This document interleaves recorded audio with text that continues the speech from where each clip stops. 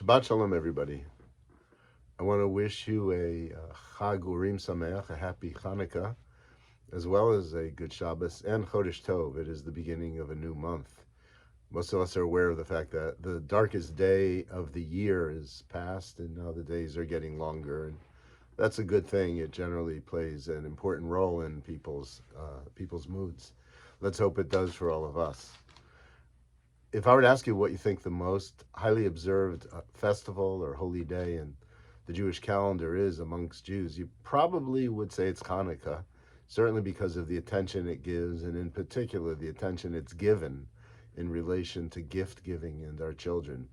But the last Pew study indicated that the most highly observed festival on the Jewish calendar is Pesach, it's Passover.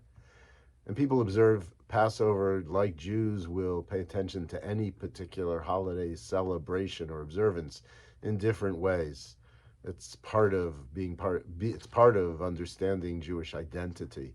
We studied that over the course of this fall with a class at a Lunch and Learn. Jews are different from each other and they perceive the tradition differently. Now, the fact that these are the two most highly observed festivals, I think, is an important thing for us to think about as American Jews, because I believe both of them contain essential and central messages and values that pertain to not just the Jewish experience, but also the American experience, because both of them have something to do with freedom and have a lot to do with the notion of justice and also human rights and autonomy, the right for people to have self-determination. One of the ways that I frame my Jewish identity is that I believe I've inherited a tradition that's filled with an extraordinary literature and history that points to particular values.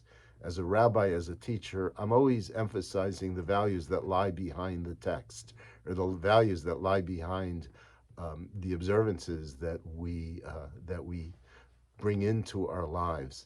And I think it's an important way not only to allow for the continuity of Judaism, but to make this ancient Jewish tradition remain alive in our own time.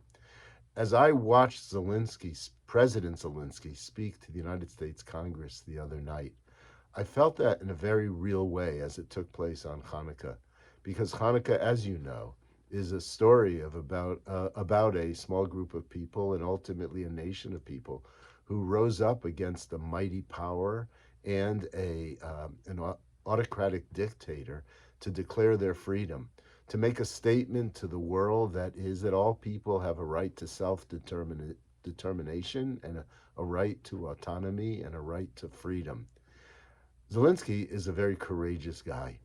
He is kind of a Maccabee of our time.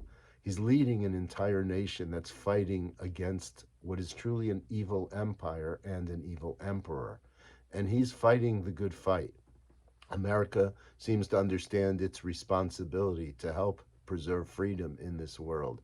It's so important that those who struggle for freedom, those who struggle for human rights, receive the support of those who have power and are capable of giving them support.